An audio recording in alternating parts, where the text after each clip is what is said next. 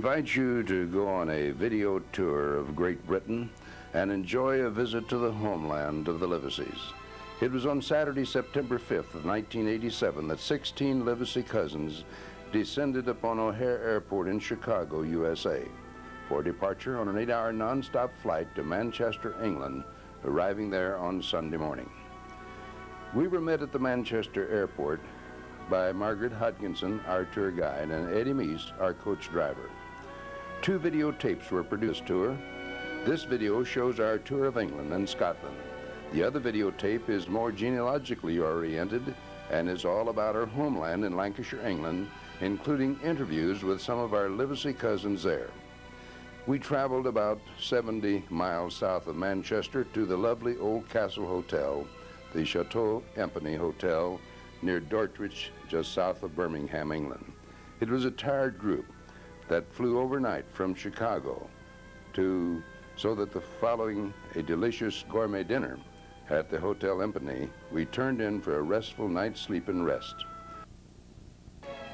Eddie Meese and Margaret Hodgkinson met us at the Manchester Airport in Manchester, England, and we enjoyed a tremendous tour of England. And here you see the Boeing 767 as it is taxiing out at O'Hare Airport in Chicago for the 8-hour non-stop flight from Chicago to Manchester, England.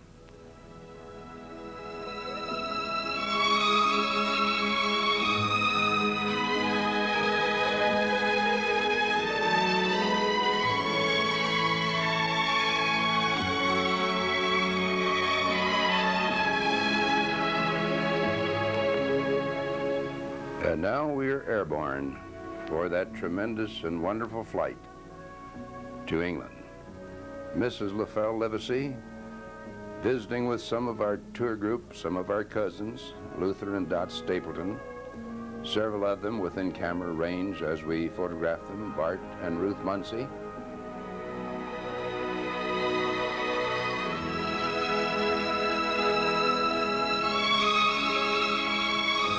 And there is Adele Livesay Sink from Memphis, Tennessee.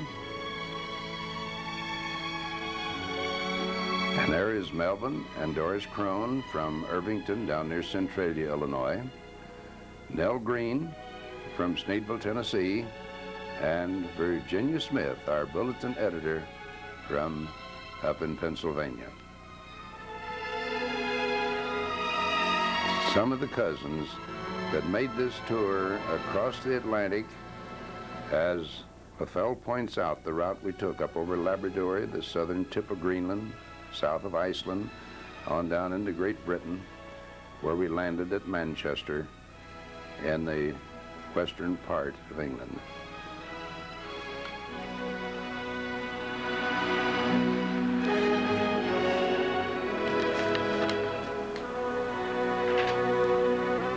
Yes, some enjoyed the double-decker buses, but we had a bus all to our own. And my, did we enjoy it. This was a double-decker. Ours was not a double-decker bus. Anne Hathaway's cottage, the home of Shakespeare's wife, Stratford-on-Avon, in Shakespeare country, just over a mile from Stratford, is Anne Hathaway's cottage, the home of Shakespeare's wife before her marriage. It is one of England's most famous buildings. The home was originally a spacious farmhouse of many rooms, 12 or more, and dates back to the 16th century. And here we had to change some of our money from American dollars to British pounds. And here is one of our group as she is at the window getting US dollars changed to American pounds. Sometimes that wasn't too favorable. $170 of American money, she received 105 pounds of British dollars or pounds. And this was at the Lloyd's Bank there in Stratford. The group gathers outside to reconnoiter as we are on our first real day of tour.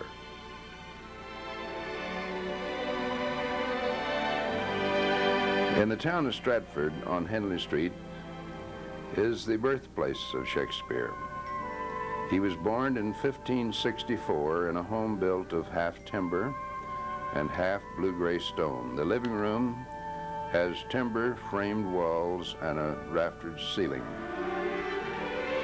which illustrates the enduring quality of English oak. The broken stone floor is believed to be the original. The essential features of Shakespeare's birthplace is unchanged from the early times. The birthplace came under the control of the Shakespeare Trust in 1847 and has been carefully restored. There's a beautiful garden in back of this place.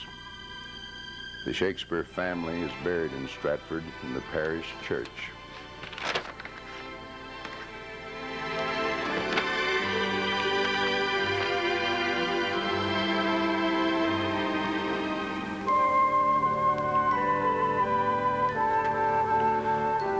And this is a spot you want to be sure and visit when you go to England.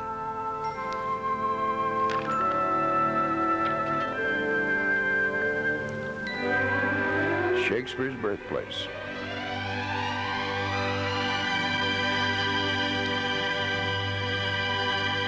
And then we went to the Feathers Hotel on Market Street in Woodstock. We were served an expensive gourmet, several-course luncheon in a private dining room, very elegant with fine china and appointments. The young French chef was attentive to our group. The service was excellent and the food delicious. The average price of daily specials was about 16 pounds. The a la carte menu was much more. 16 pounds, you know, is nearly $25 of American money.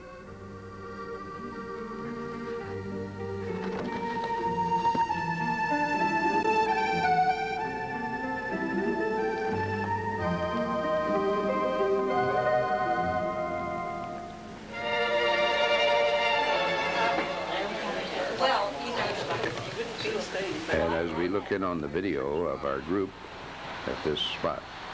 And then we journeyed on down to Windsor Castle on the west side of London, where we had a tour of this very, very beautiful place. King William I selected Windsor as a site to defend London. The natural hill slopes westward with the entrance gate at the lowest point. Late monarchs added stone and built towers. It dates back loved Windsor and spent most of her long reign there. Windsor's castle is now used more fully than at any other time in its long history and was never more beautiful. The present Queen Elizabeth decreed that her family shall use the surname Windsor. Windsor Castle, originally a fortress, is the oldest and longest continually inhabited of the royal residences. The collection contains interesting sets of various rooms, the china, the grand staircase, the king's dining room, all very, very beautiful. Even the king's bedchamber and the tremendously beautiful dining room. And so we take leave of beautiful Windsor Castle, and this is Walmesley's Castle in another spot.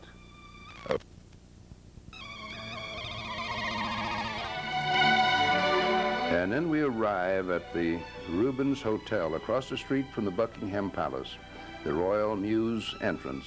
Inside the gate is a museum of royal coaches, most of which are in use today when the occasion demands. Also housed in this wing of the palace are the coachmen and grooms and the royal horses. Visitors may see these as well as the Queen's gallery of groupings of her priceless private collections. And this is a street that went in front of our hotel, between our hotel and the eastern part of the Buckingham Palace grounds. Gives you a little view of what it looks like on the streets of London in 1987. And of course, here is the typical old taxi, color black, in the city of London.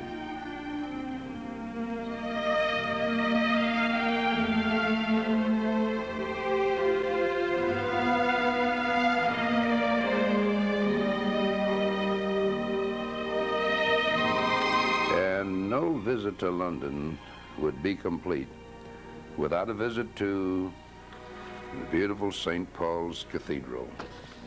Yes, for 13 and a half centuries, a cathedral dedicated to St. Paul has stood here. The first was back in 1604, and the present one by the famous architect Sir Christopher Wren in 1708. Prince Charles and Diane were married here July of 1981. Few buildings in London have so high a place in the affections of the British people as St. Paul's Cathedral. During its building, Wren followed the well-established tradition of starting at the east end and working toward the west, a practice which gave ample opportunity for any modifications which might become necessary as the work progressed. He was careful to insert a clause to this effect in the contract for the warrant design. By the time he was ready to build the west front, Wren's exceptional experience in designing the towers and spires of over 50 city churches prepared him to construct the splendid towers which are such a dominant feature of St. Paul's.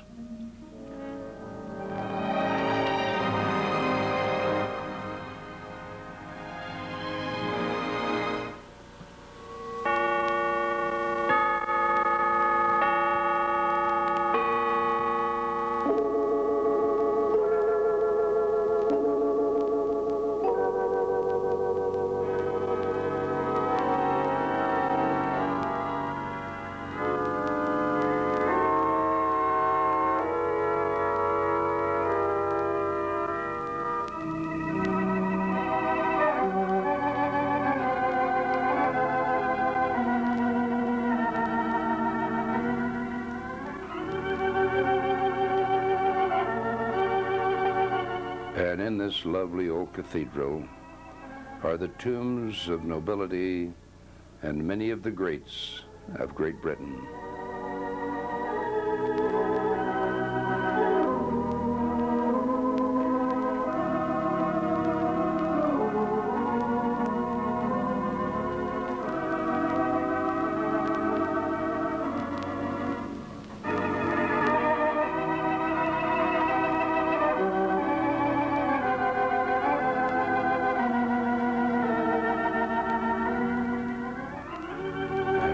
This spot is dedicated to those who gave their lives from Great Britain in the two world wars, World War I and World War II. Rest in peace.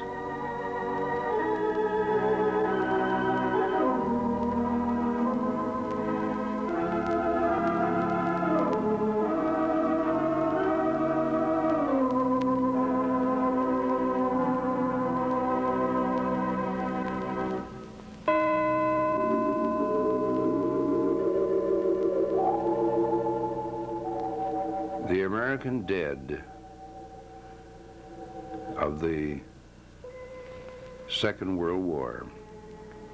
Yes, there's a spot in this church, a chapel, dedicated to the American dead who died defending Great Britain in World War II. And in this book are the names of all those who died defending Great Britain and helping to win World War II.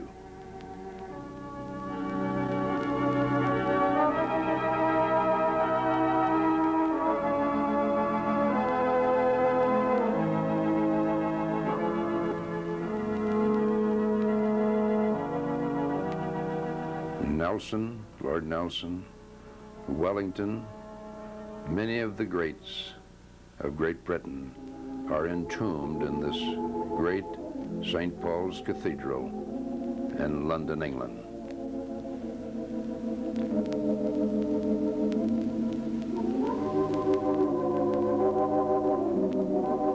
Behold, I stand at the door and knock. If any man hear my voice and open the door, I will come in to him and will sup with him and be with him.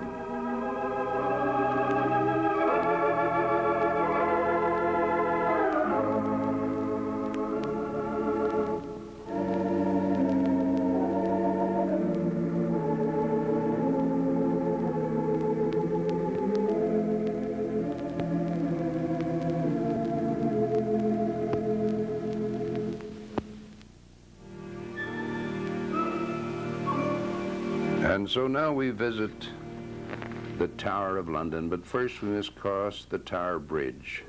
It was completed in 1894. Over 100 years old, the bridge cost almost £1 million to build, far more than a well-known landmark. It is a remarkable feat of Victorian engineering, for its 1,000-ton arms have never failed to operate to allow shipping to go through. They still carry 35,000 vehicles a day across the Thames River. The tide changes 20 to 25 feet in 24 hours.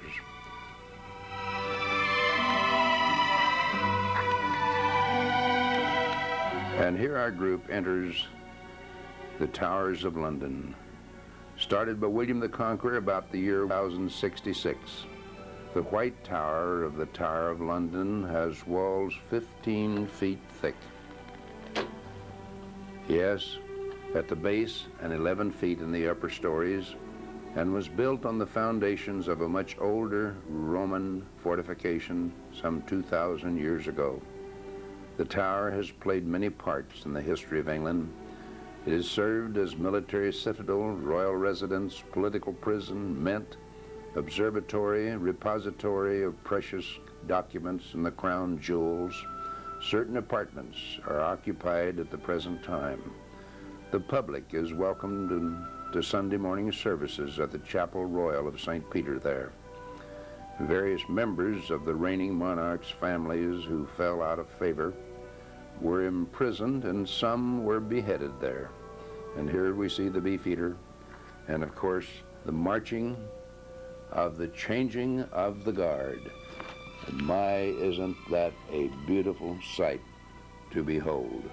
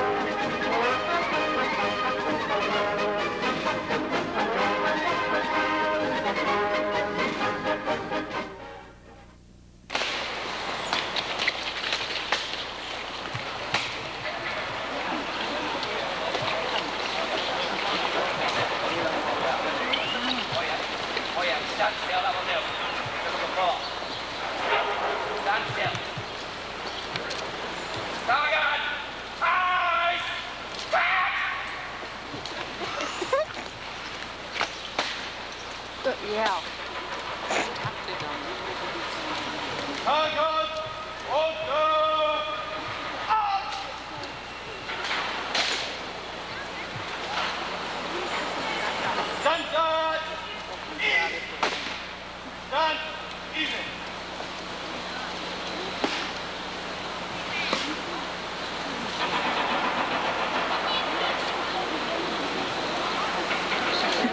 The bird going in there.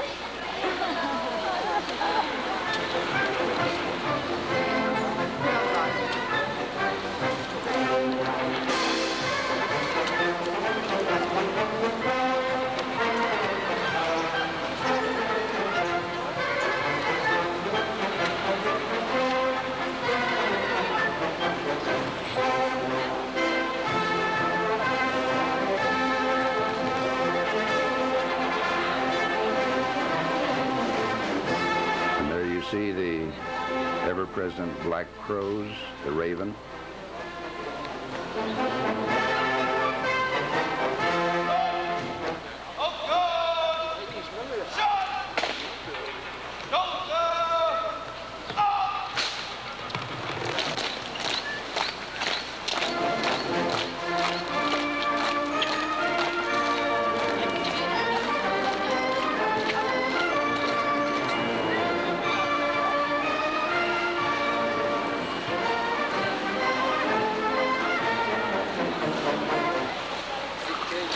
And this is the spot where they put to death many of the people, the kings, if they had a wife in disfavor.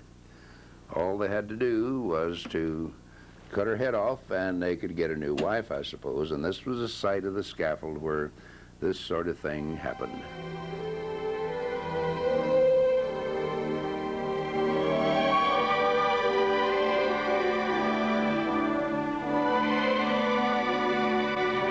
And then we go to the Parliament buildings, where we find many of the things of government in London, and old Big Ben, the great clock that's figured so greatly in the history, and on shortwave we used to hear the big clock strike. And these are the Parliament buildings. Included among the group, Westminster Abbey. The cultural inheritance of the English-speaking people was founded by Edward the Confessor, last of the ancient line of Saxon kings. And since coronation of William the Conqueror in the year 1066, all English monarchs have been crowned here at this spot. And now then, we head north of London, and we go to the beautiful spot called Chatsworth. And that's 33 miles about northwest of Nottingham, and is Chatsworth, the home of the 11th Duke and Duchess of Devonshire. He was born in the year 1920, and his name is Andrew Robert Buxton Cavendish. He received his title in 1950. He and his wife have 3 grown children and grandchildren. The house has 175 rooms. There are 3,426 feet of passages, 15 staircases. There's a 105-acre garden which employs 19 full and 3 part-time people. Chatsworth Park surrounding the castle contains about 1,100 acres and is surrounded by a deer fence 9 miles long. And here we see sheep grazing on the grounds surrounding the castle grounds. People are welcome to bring their families and picnic on the grounds of the park. The park is surrounded by 12,000 acres of farmland and woods belonging to the estate. Sheep and cattle are raised also in this area.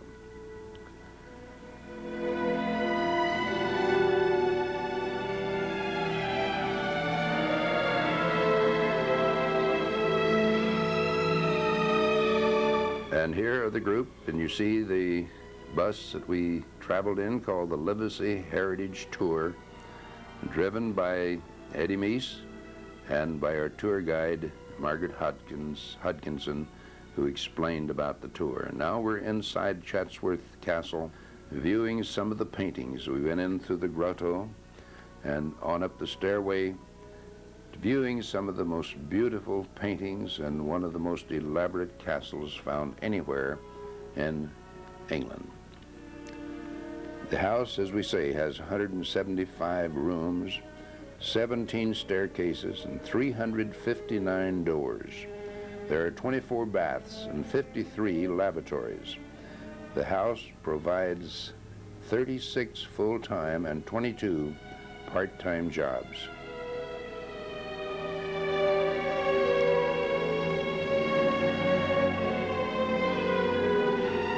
The great stairs that you first enter into are of gilt ironwork.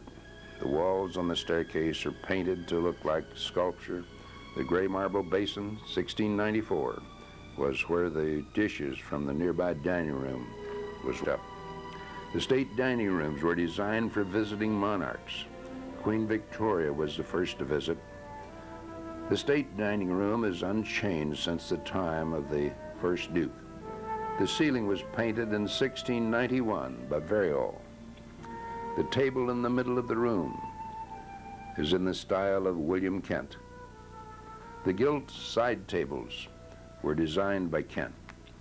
The fish, the game birds, fruits and flowers and draperies were carved in 1692 by Samuel Watson. The window panes have beveled edges and the frames are of oak from the park.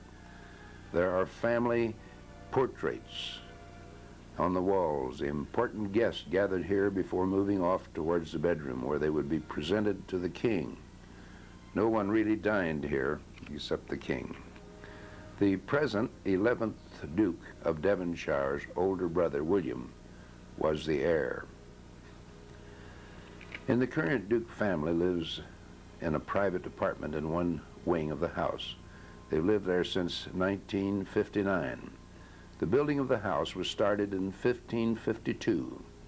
descendants have occupied it since. It has undergone many alterations and restorations. The death of the father of the present Duke was sudden and unexpected. Death duties of 80% had to be paid. We call it taxes over here. 9 of the most important works of art and many rare books were surrendered to the treasury in lieu of cash. Thousands of acres of land and other assets were sold. The ownership of all remaining estates passed to trustees of the Chatsworth settlement. Many rooms are open to the public to tour for a fee. From 1939 to 1946, during World War II, the house served as a school for girls, a college from North Wales. The painted hall was used for assemblies and prayers and other rooms for classes. Dormitories were scattered throughout the house. Up to 20 girls slept in the state dining room. And in the state music room, the painting of the violin on the inner door deceives the eyes. It seems so real. For 150 years, the violin has been one of the best remembered things at Chatsworth. The stamped and gilded leather wall hangings were ordered by the 6th Duke about 1830.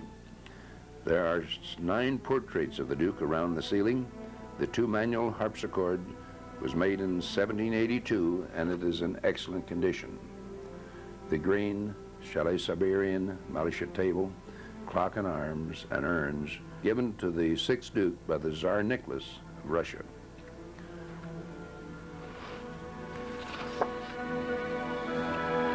And this is the state bedroom in which George II died in 1760.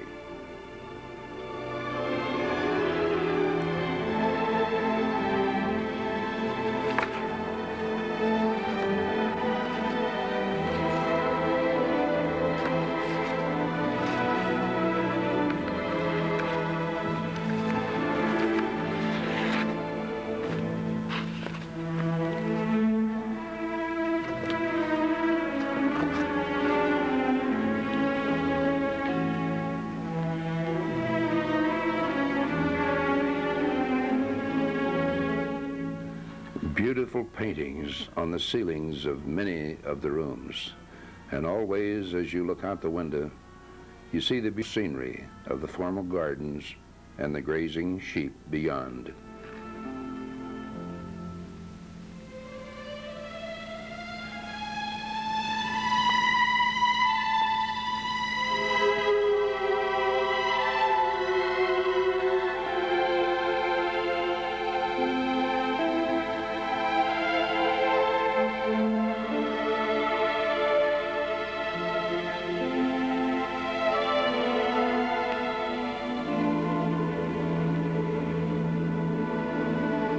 The present 11th Duke of Devonshire's older brother William was the heir. In 1944, he married Kathleen Kennedy, sister of the late President Kennedy. 4 months later, he was killed in action in World War II. 4 years later, she died in an airplane accident. This is she here. She is buried in the village churchyard near Chatsworth. For the second son, Andrew Cavendish, became his father's heir and succeeded to the title in the year 1950.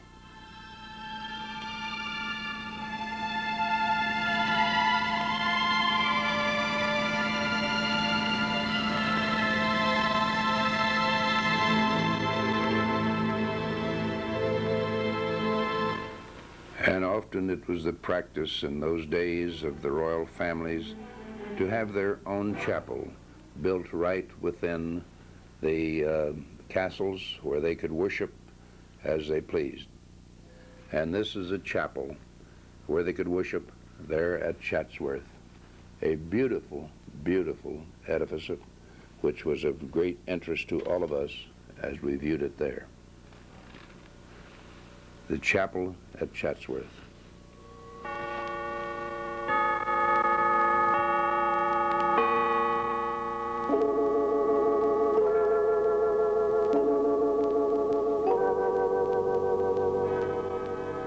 And look at the hardwood carving. Tremendously beautiful. And think of the handiwork by some craftsman and artist of many years ago. This chapel was built in 1687-88.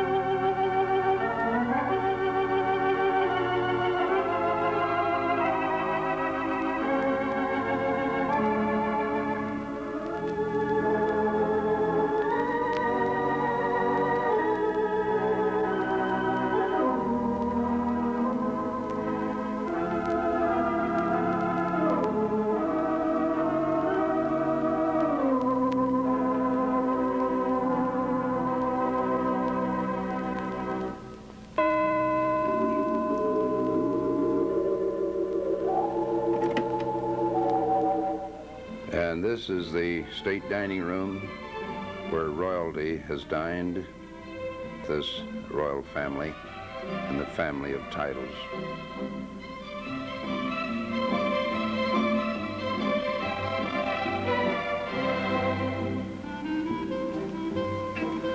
And always the beautiful scenes as you look out the windows at any time.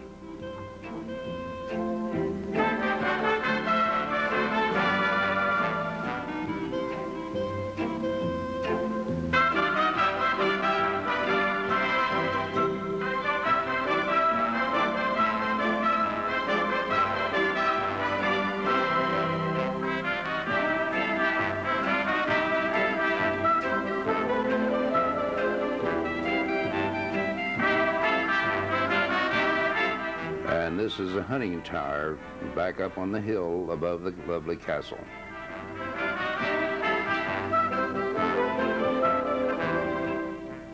And now we move on from Chatsworth to the beautiful city of York.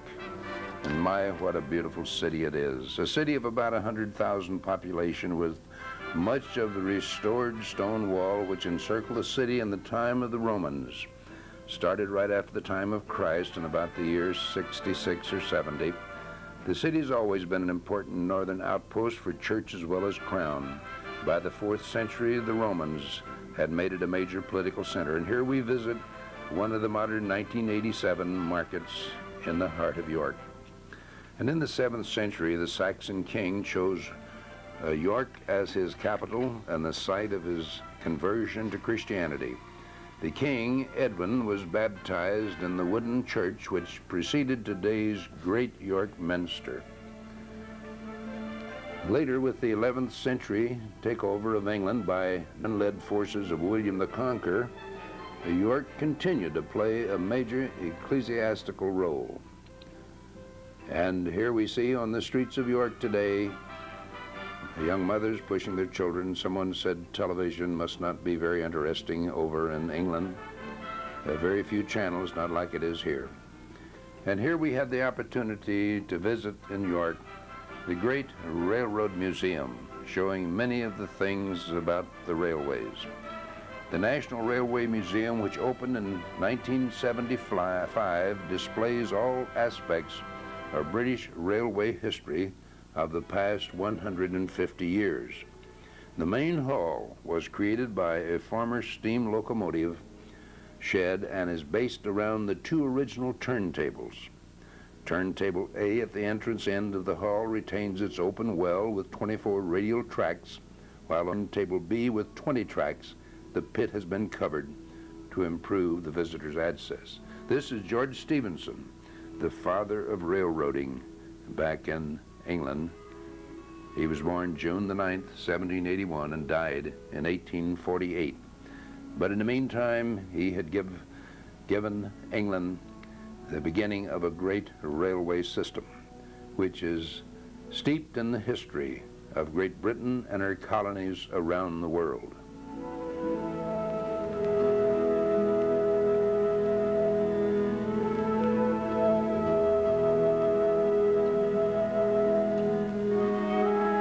And this brings back to memories some of the sounds of railroading.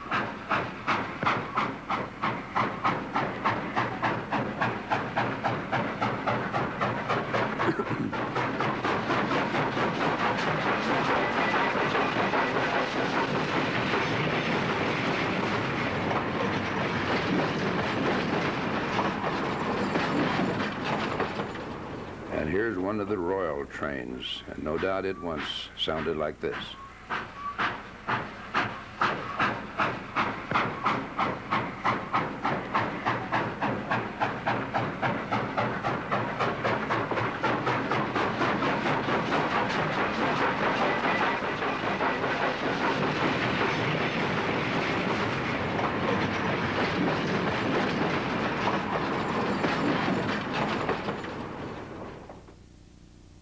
Yes, railroading and these big engines sounded like that in the years gone by.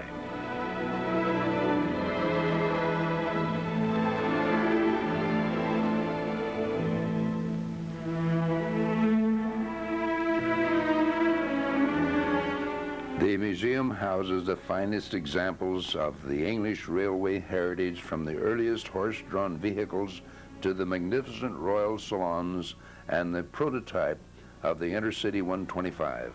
The splendid national collection of full-size locomotives and carriages includes Mallard, holder of the world speed record for steam. There is sometimes something to interest the whole family. You can find out how a steam locomotive works, enjoy their model railways, browse in the picture gallery, watch a presentation on their audiovisual theater, or simply absorb the romance of the railways and its history, as you see here some of the early coaches that were pulled on those early English railways.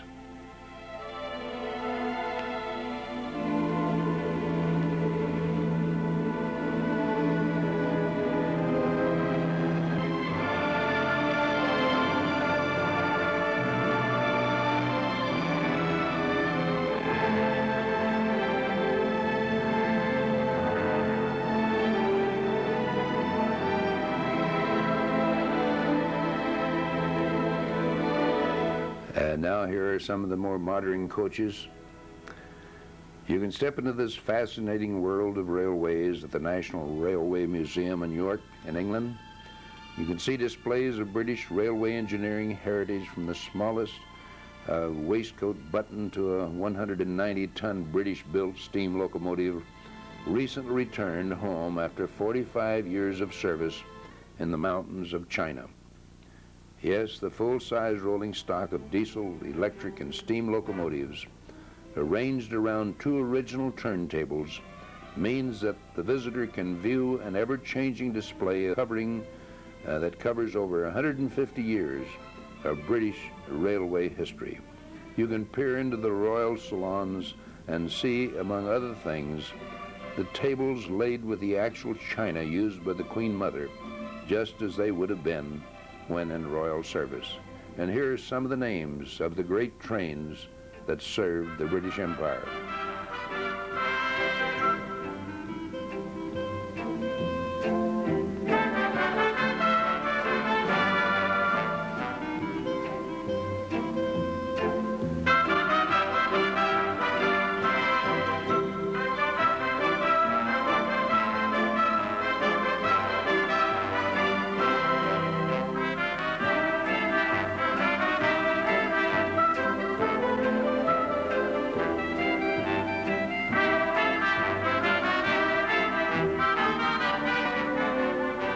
And a most unusually interesting collection of models of early, modern, and up-to-date electric and diesel engines that have pulled English trains throughout the world. This is certainly a display that you won't want to miss if you can get over to England and visit York in Yorkshire.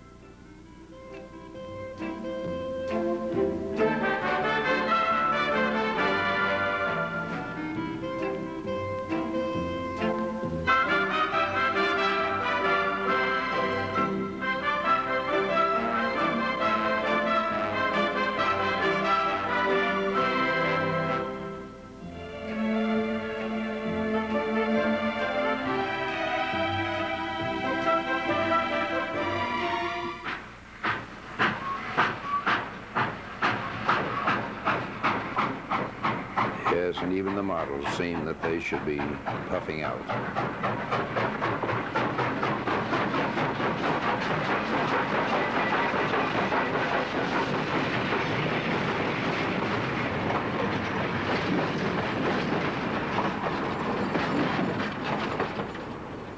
A great collection of trains at York in England.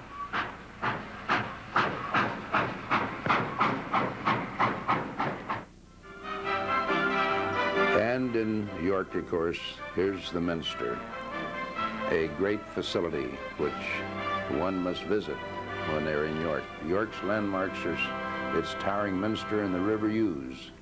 York Minster is the largest of the English Gothic cathedrals. The word Minster was applied to missionary churches set up in non-Christian territory many centuries back. The interior staggers with its wide nave, enormous central tower, choir, larger than many parish churches. Yes, the Minster is worth visiting and seeing in York. And now here is that wall that the Romans built whenever they took over in York many, many years ago, about the year 70 after Christ. And York maintains this as a memorial to their early history.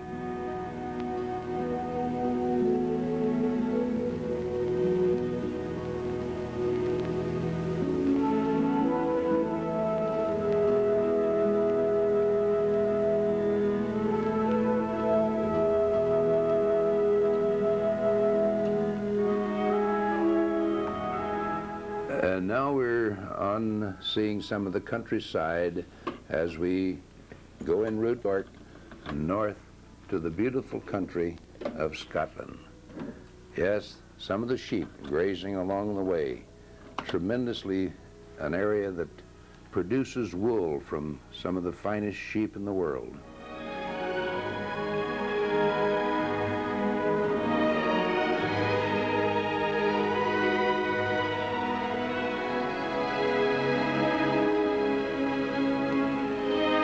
Scenes of the countryside, just about the area where you cross from England over into Scotland.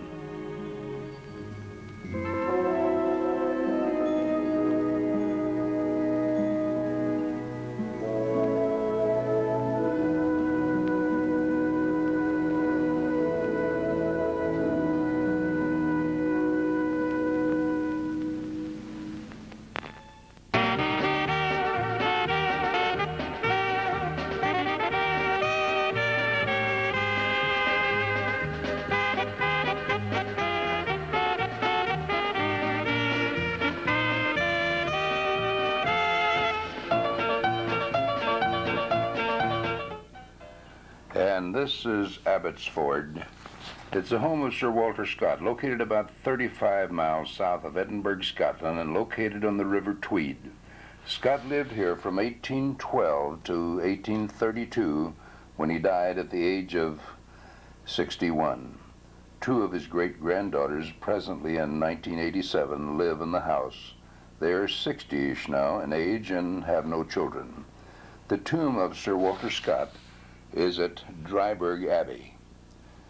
On our Livesay tour of England and Scotland, we enjoyed the opportunity to visit Abbotsford.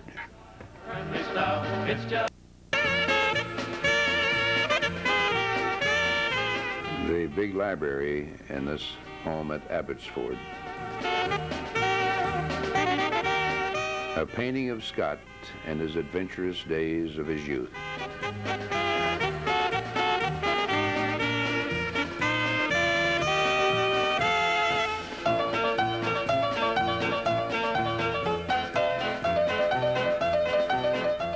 And this was his desk, sort of as he left it.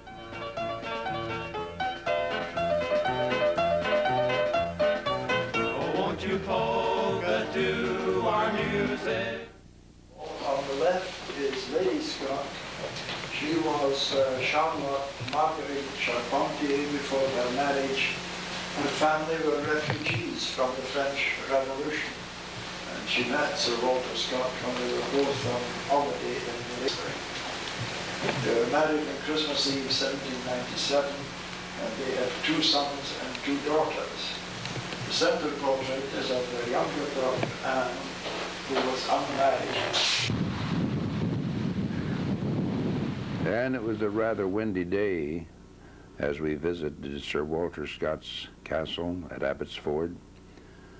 And this, you see some of the outdoor scenes around the castle at Abbotsford. It was a beautiful castle, even though it was smaller than some of the larger ones that we visited on this tour. And that is the Scotland's flag, or Union Jack as they call it in Great Britain. That would be the Scotland flag, the official flag.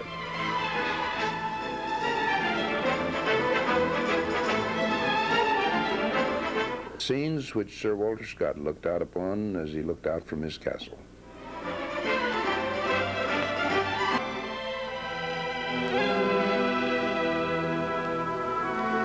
And so we arrive at the British Hotel, which is the hotel in which we stayed in Edinburgh Castle, or in Edinburgh, Scotland, and then on our way up to the castle.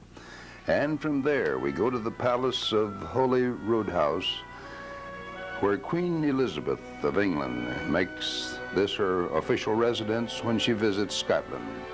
The Holyrood House Palace is open to the public when no member of the royal family is in residence.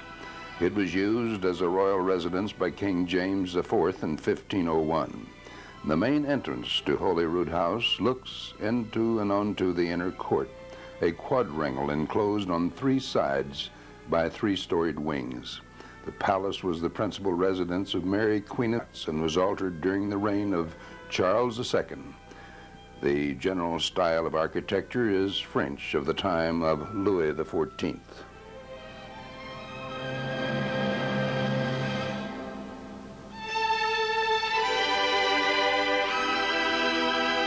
Scotland.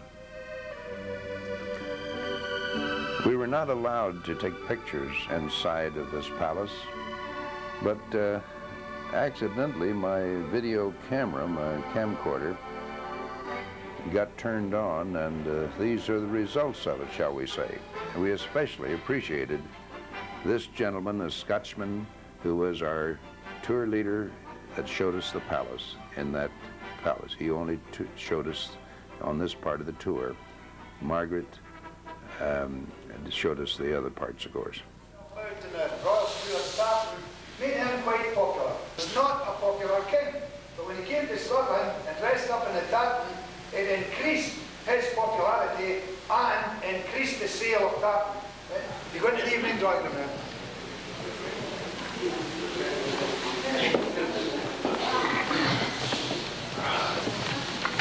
And now we move on into another room. This fellow had a sense of humor. Well, this is the evening drawing room, and the tapestries in here are the finest in the palace. Made in Brussels in the 18th century and brought here by Queen Victoria from Buckingham Palace. That is an African scene. Over here you've got a fish market. This one is a fruit and vegetable market. And this is an Asian scene. Pilgrims on their way to Mecca. And that's another place you don't want to go for your holidays. Up here you've got Queen Elizabeth, the Queen Mother, painted in 1965 when she was 65. So that means she's 87. So she's not doing too badly for 87. The golden chairs are Georgian in the Chippendale style, and this suite in the centre is French, Louis XV. The lamps are Japanese, the bowls are Chinese, fireplace is Italian marble, and the chandelier is Sheffield silver plate. And we have a Scottish carpet. We've got to have something somewhere. Come in the morning, right?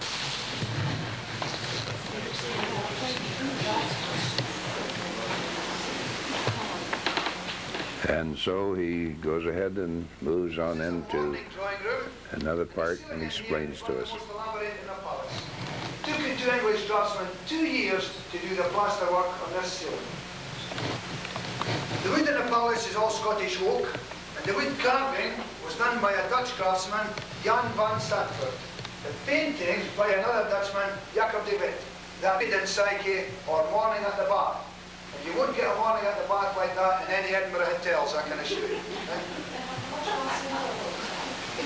Is it like that in Europe, Carl? Very large bath. Or like a jacuzzi, is it? Yeah. The tapisseries in here are French, 17th century, made in Paris, and they show the story of Diana the goddess. And the needlework on this furniture was done by Scottish ladies during the 1920s for the late Queen Mary, the Queen's grandmother. And Queen Mary did the stool herself. So she had easy job. She just has the wee stool. The ladies had the chairs and settees to do. And when the Queen's in residence, all these three rooms are used. They can be used for investitures, presentations. She could have a meal in the throne room if she's too many guests for the dining room. There'd be a band playing in the next room. Servants in here all worried in case they made mistakes. So all these three rooms are used when the Queen's here. The ones we're going to go through now are not used nowadays. It's a private from Charles II. And they are kept as it would have been 300 years ago. And as you go along, you might like to look out at the gardens. Quite nice this morning. You'll see part of the garden where the Queen holds a garden party every summer.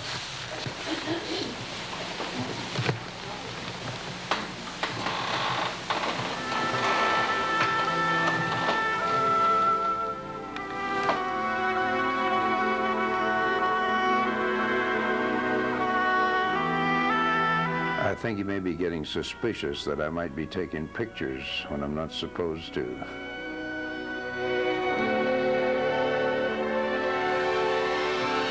This is the King's anteroom or waiting room. Anyone who got this far wanted to see the King would have to be somebody important. A foreign prince or an ambassador, somebody like that. In the fireplace in here we have the Dutch Delft tiles.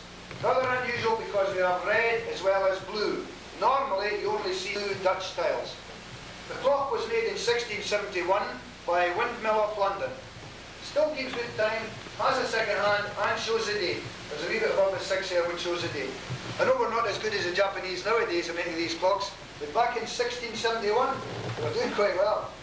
That's a Bohemian crystal chandelier. The chairs are 300 years old but have all been recovered. And this is an English walnut cabinet with an oyster shell design. And now we go into the King's bedchamber. He should be up this morning, he's had visitors in already.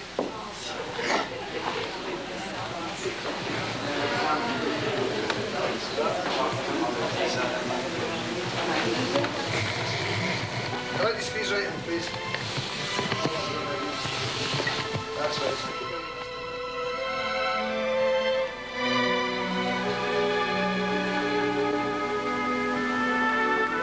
Well, this is a bedchamber designed for Charles II. During the 1970s, there was a lot of restoration work done in his bed, and the material is French damask silk. We still have the original 300-year-old material underneath, so you can see they made a good job of the restoration. Now, everybody seems to think these beds are on the short side. I'll tell you why. 300, 400 years ago, they thought if you slept sitting up, the blood circulated better.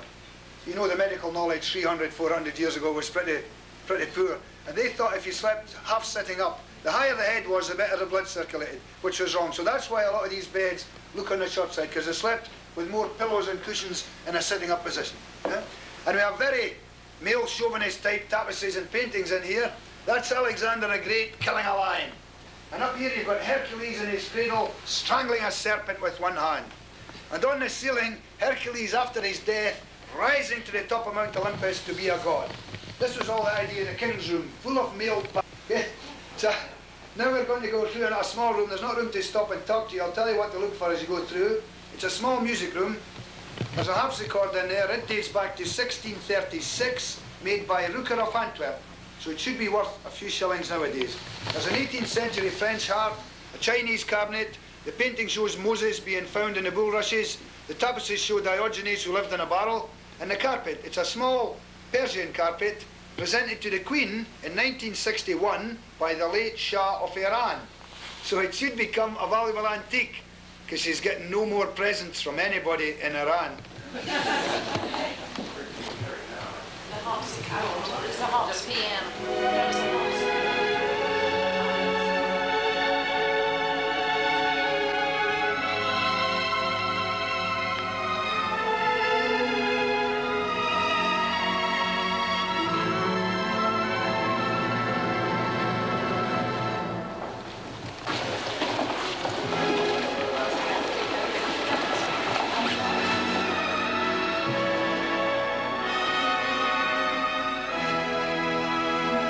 this is where we go down a passageway in the palace, passing along, seeing many of the paintings of nobility and those who have occupied the palace Holy Rood House, meaning the Holy Cross of years gone by.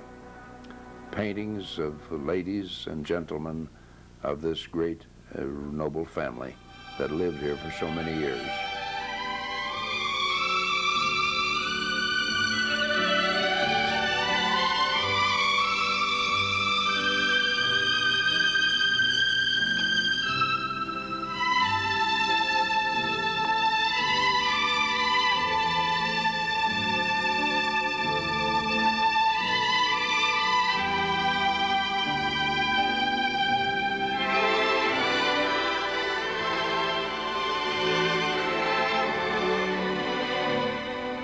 And keep in mind that I was taking these pictures without looking through the camera viewpiece, and I couldn't tell for sure exactly where I had it aimed, so I just sort of shot from the hip, so to speak.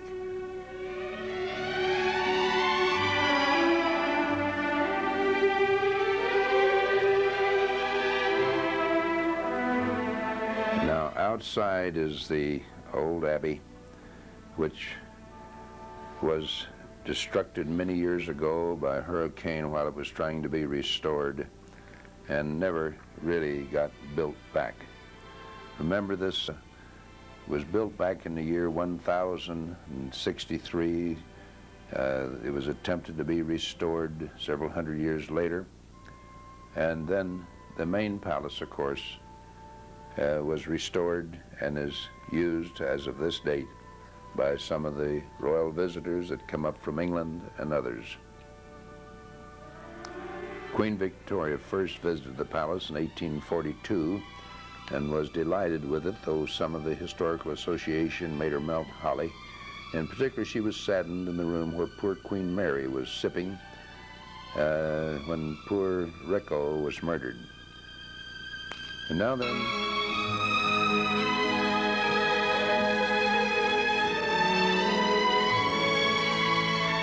now we visit the Edinburgh Castle, situated on a hill overlooking the city of Edinburgh, Scotland. Its history is the history of Scotland.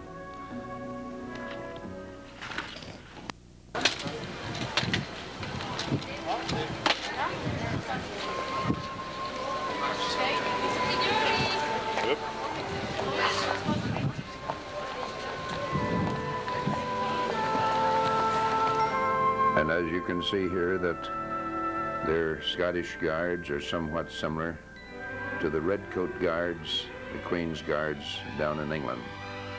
And this is looking out. The dark building in the center is the New Britain Hotel in which we lived, and this, of course, is the monument to Sir Walter Scott.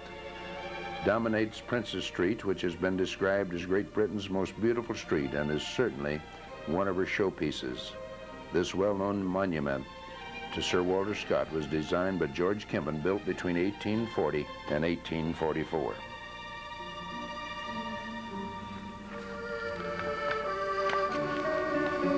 And here we get a panoramic view looking out on the Firth towards the North Sea over the city of Edinburgh from the Castle Hill, the Edinburgh Castle up on the big stone volcanic hill. And looking northward towards the Firth, across it, even to the land beyond.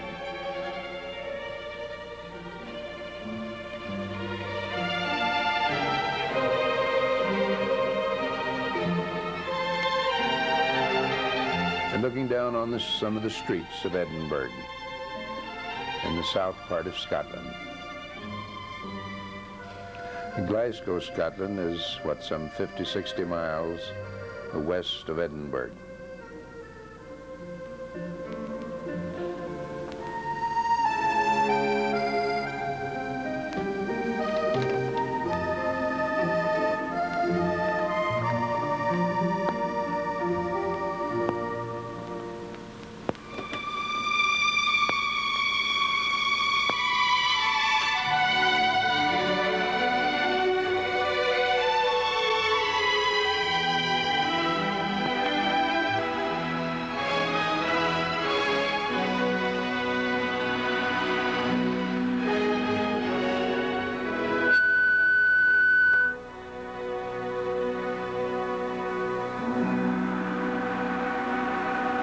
And there Lafell is standing beside the 500-year-old cannon, the Mons Meg. And here is one of the local citizens, one of the younger ladies of Scotland, standing beside a cannon to which Lafell was standing. And there is our New Britain Hotel in which we stayed in Edinburgh. Yes, Castle Hill is a good spot to view. Much of the city of Edinburgh, it's highly located on the hill. And here's a more modern cannon that is perhaps used for the protection of Edinburgh in case they may have some modern-day invaders. The large 500-year-old siege cannon that you saw Lafell standing by is typical of how they protected Edinburgh and Scotland from the invaders of hundreds of years ago. The crown jewels of Scotland are kept here. The Great Hall was built by James IV. The Scottish National Memorial and the Scottish United Services Museum are just some of the attractions in the castle high on Castle Hill. And it was also here in Castle Hill that Mary, Queen of Scots, gave birth to her only son, James the VI of Scotland, later James the I of England. And here on Castle Hill, overlooking the city of Edinburgh, is a great spot to get a panoramic view of the city and the countryside. And this, of course, is St. Margaret's Chapel, built in the year 1090. It's the oldest part of the castle on Castle Hill. The castle has been extended and rebuilt throughout the ages. It is of Norman architecture.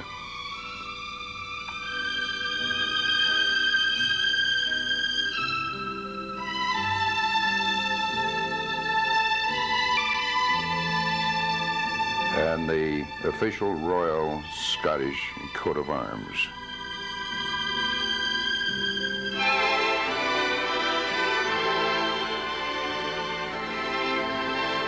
Mary, Queen of Scots, gave birth to her only son, James the VI of Scotland, who later became James I, King of England.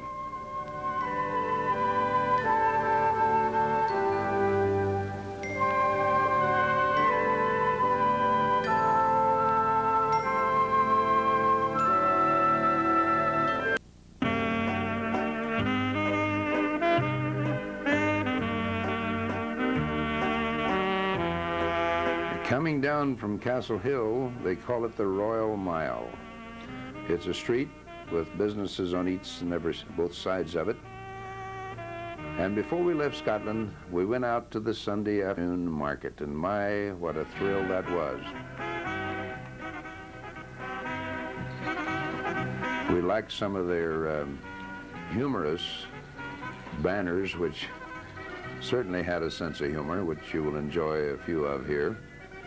As it was a windy day that our group took the coach bus and went out to visit and see this market.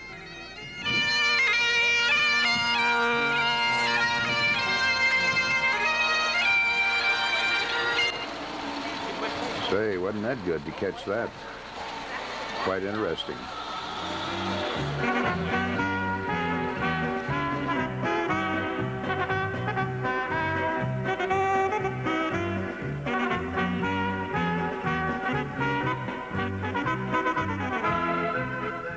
Well, this was a typical old character there that was manning one of the booths selling nursery stock, but he seemed to get a kick out of me taking video pictures of him. How are you today?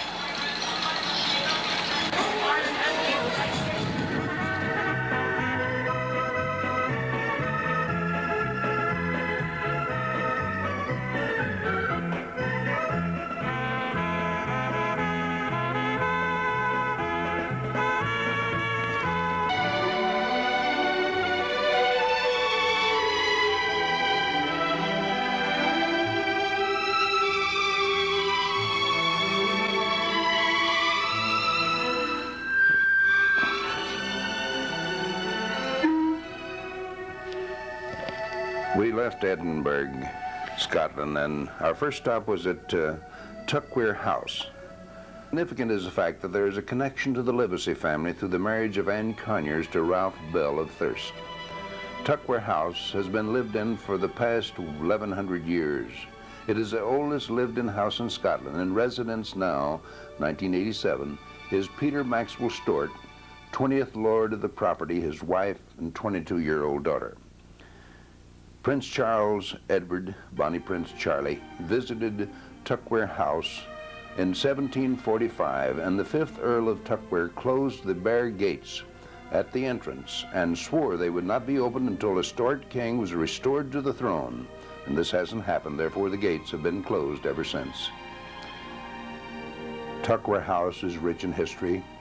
27 kings, Scottish and English, have visited Tuckwear House, hunting and fishing. The house was 400 years old when Mary, Queen of Scots, visited it about 1550, in a cradle which is still there, her 2-month-old son, who was to be James VI of Scotland and King James I of England. It is interesting to note that Teresa Conyers, daughter of Sir Baldwin Conyers, Baronet of Harden, County Durham, wife of Charles Stewart, 5th Earl of Tuckwear, was in residence when the bare gates were closed. She died in 1778. This Teresa Conyers was Robert Bell Stewart's sister-in-law. Her sister, Anne Conyers, who died in 1814, married Ralph Bell of Thirsk, and according to John Bell in 1987, he said they put a considerable amount of money into the building of the large Bell House in Thirsk.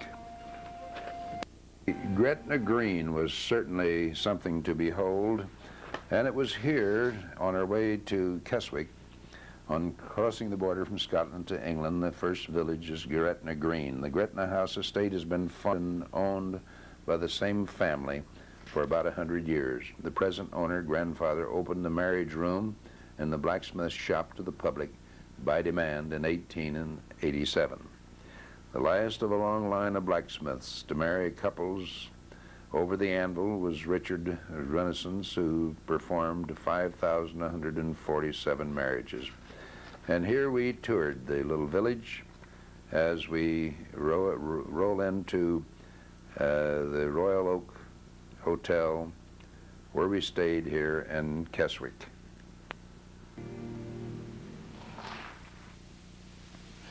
Yes, the village of Keswick is an interesting town. We stopped in a lovely old town in the heart of the Lake District of northwest England. We remained overnight at the Royal Oak Hotel, leaving the next morning for a lake cruise and the final leg into Lancashire, to the area of our Livesay cousins in England near Preston and Blackburn. Keswick is nestled in a great natural amphitheater on the shore of a beautiful lake and surrounded by rolling hills. It is an old town that has a church foundation dating back to the year AD 553. The busy Saturday market dates from a 13th century charter. Today, 1987, the town is noted for its Rexall Cumberland Pencil Company. And now here we board the beautiful Queen of the Lake to take a cruise on Lake Windermere. What of a beautiful morning it was for such a cruise.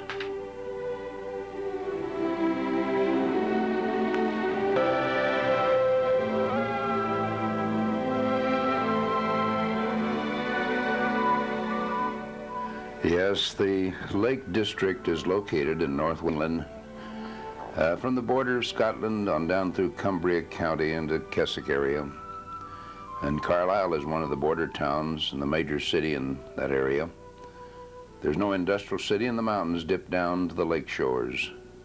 There's a series of some 10 lakes under the protection and operation of the National Trust as a national park. In July and August, some 12 million Britons visit the area for vacations and recreation. The hotel and innkeepers presents excellent dining and comfortable rooms with some of the most interesting cuisine in all of Great Britain. Approaching the lake region, you see beautiful valleys and spectacular mountains, as you've seen in some of our video pictures.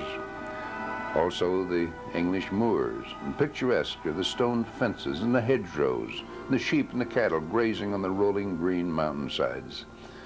Yes, there are the beautiful homes, some mansions and manor houses built around the water's edge of the lakes. At Lake Grassmere, William Wadsworth, during the period of his life from 1770 to 1850, lived here. His remains are buried in the churchyard nearby. He was a father of 6 children, and his home was Dove Cottage. We stopped at the town of Amblade, where we took a cruise on Lake Windermere, as we're doing here, on the little boat, the cruise boat, the Queen of the Lake. The countryside bordering the lake was most beautiful, with large resort hotels, beautiful homes, marinas, water skiers, swans and ducks, and yes, there were other sightseeing boats that we saw along the way as we viewed the rolling mountains along the lake shores, and a number of small villages, beautiful to behold on this very lovely September morning.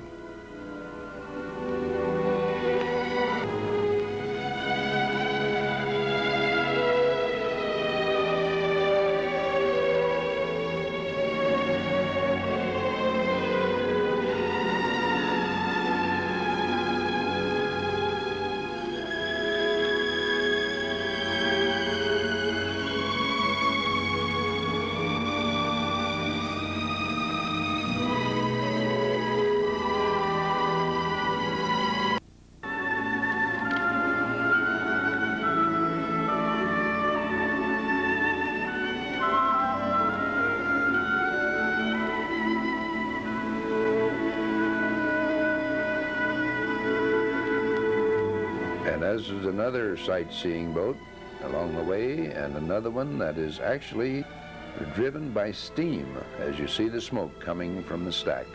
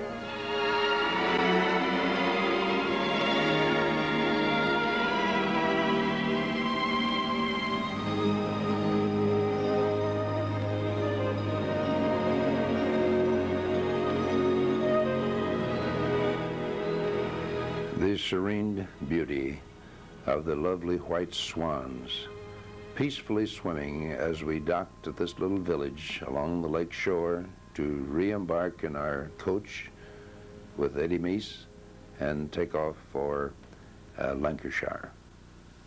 Yes, this was a great opportunity to view one of the many lakes, typical of the many. You will note here that they drove on the wrong side of the highway, driving on the left instead of the right as we do in America.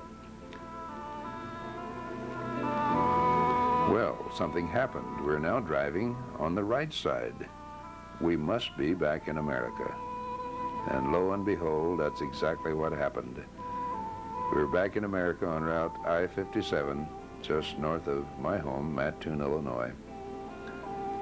We had to come back into Chicago and each take their individual flights then to their respective homes.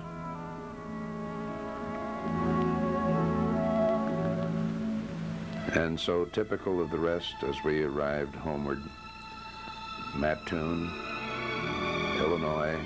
The sign is only about 4 blocks from my and LaFell's home. And we head into town, take a left turn for 1 block over to Wabash, and arrive at 101. The Lees have started turning since we've been gone to England. That's good to see.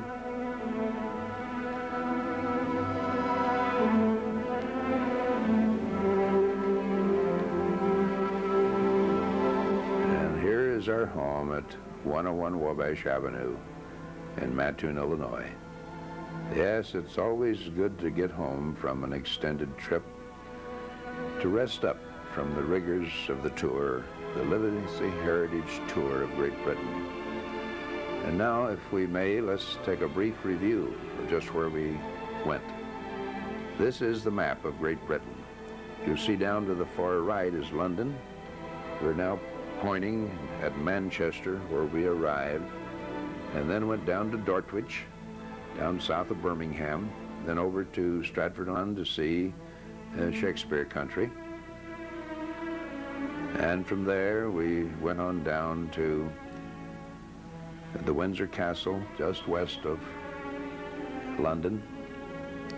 Stayed in London for 3 days and nights.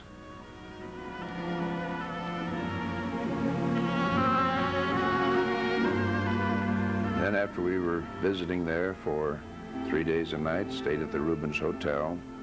We headed north and up to Chatsworth Castle, where we made a wonderful tour of that castle, as you saw in the videotape. On up to Thirsk, where we had an interesting visit and found the Bells, name of Bell, who had, of course, had been married to a Livesay. That's the North Sea over there. And over here is the Irish Sea between England and Ireland. And then we headed on north up to Edinburgh, Scotland, after we'd stopped and stayed 2 days and nights in York. And there's Edinburgh on the Firth out of the North Sea. From there we headed southwestward on down and stayed overnight at Keswick in the lake country that you just saw a moment ago. And from Keswick we headed on down the 4-lane highway, a very, very good British highway, to Preston and on into Blackburn and down Livesay Branch Road to where the old Livesay Hall used to stand in Lancashire, England. What a great tour it was, and how we did enjoy it.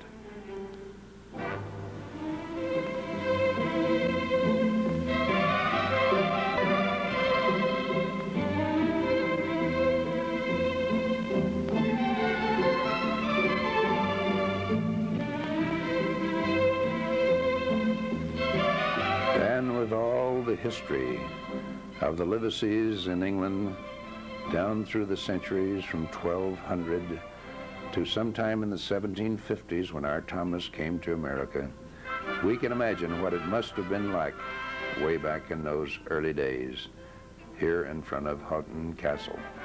And so we take leave after completing the tour part of our trip. Another videotape has the Livesay genealogy end of it. So thanks for viewing our tour, our heritage tour of England by the Livesay cousins.